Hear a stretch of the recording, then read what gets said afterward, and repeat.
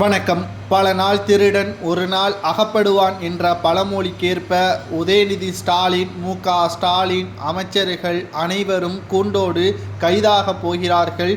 தமிழகத்தில் கடந்த சில நாட்களாகவே கனமழை பெய்து வருகிறது. சென்னையில் கனமழை பெய்தால் வெள்ளத்தால் பாதிக்கப்பட்டால் மட்டும்தான் திமுக அரசு பொறுப்பு. மற்ற மாவட்டங்களில் மழை பெய்து மண் சரிவு ஏற்பட்டு 7 உயிர்கள் மேற்பட்ட குடும்பங்கள் நடுத்தெருவில் தற்பொழுது இருப்பதற்கு தமிழக அரசு காரணம் கிடையாது என்பதற்கேற்பதான் ஸ்டாலின் அவர்களது செயல்பாடுகளும் அமைச்சர்களது செயல்பாடுகளும் அமைந்துள்ளது.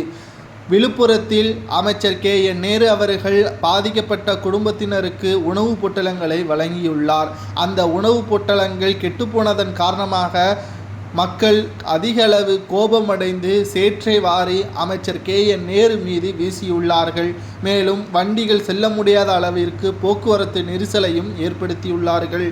திருவண்ணாமலையில் நாம் பார்க்கும் பொழுது மண் சரிவால் குடும்பத்தில் உள்ள 7 நபர்கள் உயிரிழந்த சம்பவம் மிகப்பெரிய அளவில் சர்ச்சையையும் பரபரப்பையும் ஏற்படுத்தியுள்ளது.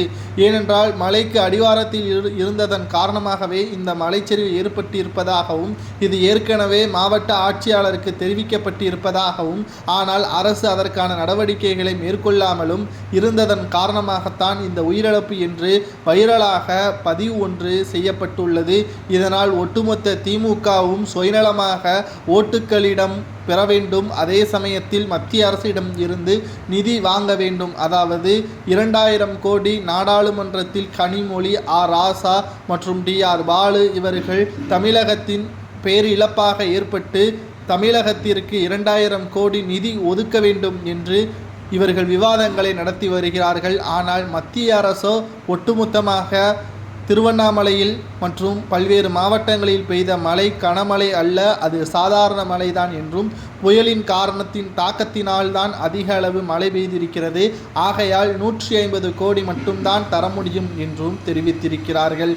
இதனால் என்ன செய்வதென்று தெரியாமல் ஒட்டுமொத்த திட்டமும் தற்பொழுது மோசமாக மாறிவிட்டது என்ற காரணத்தினால் மக்களிடமும் நற்பெயர் இல்லை. அதே சமயத்தில் மக்களவையிலும் 2000 கோடி கிடைக்காது என்ற காரணத்தினால் ஒட்டுமொத்த மக்களும் திமுகவின் மீது எதிர்ப்பாக இருக்கிறார்கள். இதில் பல்வேறு தரப்பினர்கள் ஸ்டாலின் அவர்களது கைது நடவடிக்கை மேற்கொள்ள வேண்டும் என்றும் பல்வேறு விமர்சனங்களும் முன்வைக்கப்பட்டு வருகிறது.